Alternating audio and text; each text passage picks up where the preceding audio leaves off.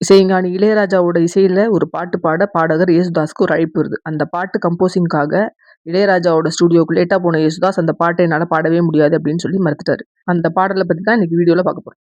ஒரு நாள் ஒரு பாட்டோட கம்போசிங்க்காக இளையராஜாவோட ஸ்டுடியோல இளையராஜாவிலே இருந்து மியூசிக் போடுறவங்க வரையும் எல்லாரும் வெயிட் பண்ணிட்டு இருக்காங்க. ஒரே ஒரு பாடகருக்காக. அந்த பாடகர் வேற யாரும் கிடையாது, யேசுதாஸ் தான். நேரம் போயிட்டே இருக்கு. ஆனா அன்னைக்கு ஸ்டுடியோவுக்கு பாட்டோட கம்போசிங்க்கு யேசுதாஸ் வரவே இல்ல. எப்பவுமே டைம் வேஸ்ட் பண்ணக்கூடாது அப்படின்னு நினைக்கிற இளையராஜா, யேசுதாஸ் வர்றதுக்கு முன்னாடி ஒரு ட்ரையல் பார்ப்போம் அப்படின்னு சொல்லி அவர் பாட இருந்த பாட்ட தானே பாடி ரெக்கார்டிங் பண்றாரு.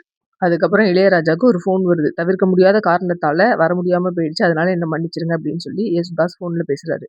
பரவால்ல, நீங்க நாளைக்கு ஸ்டுடியோக்கு வாங்க, ரெக்கார்டிங் பண்ணிக்கலாம் அப்படின்னு சொல்லி இளையராஜா சொல்றாரு. அடுத்த நாள் பாட்டோட கம்போசிங்க்காக ஸ்டுடியோக்கு போற யேசுதாஸ் கிட்ட முதல் நாள் தாம் பாடின பாட்டோட ட்ரையல் ரெக்கார்டிங்க குடுத்து, ஒரு தடவ நான் பாடின இந்த பாட்ட கேட்டுட்டு ரெக்கார்டிங்க்கு ரெடி ஆகுங்க அப்படின்னு சொல்லிட்டு இளையராஜா போறாரு. அந்த பாடல முழுசா கேட்ட யேசுதாஸ் கண்ணெல்லாம் கலங்கி அழுதுட்டு ஸ்ட்ரெயிட்டா இளையராஜா கிட்ட போய், என்னால இந்த பாட்ட பாட முடியாது. பாடவும் எனக்கு மனசு வரல. ஏன்னா இந்த பாட்ட கேட்கும்போது இந்த பாட்டுல இருக்க ஃபீல, அந்த பாட்டோட ஆழத்த நான் பாடும்போது என்னோட குரல் பிரதிபலிக்குமான்னு தெரியல.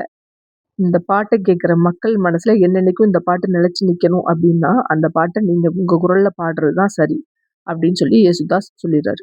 அதுக்கப்புறம் இளையராஜா யேசுதாஸை எவ்வளவோ சமாதானப்படுத்தியும் அந்த பாட்ட பாடவே முடியாது அப்படின்னு சொல்லி யேசுதாஸ் மறுத்துடுறாரு. யேசுதாஸ் ஒரு சிறந்த பாடகரா இருந்தாலும் கூட, ஒரு பாட்டு எப்பவும் மக்கள் மனசுல நிலைச்சு நிக்கணும் அப்படிங்கிறதுக்காக தனக்கு வந்த வாய்ப்ப இளையராஜாவுக்கு விட்டு குடுத்தாரு. அன்னைக்கு இளையராஜா குரல்ல அந்த பாடல் தான் 1982ல வெளியான தாய் மூகாம்பிகை படத்துல வர்ற இந்த பாட்டை இப்ப கண்கள மூடி கேட்டா கூட கேட்கிற நம்ம கண்கள் ஈரமாகும்.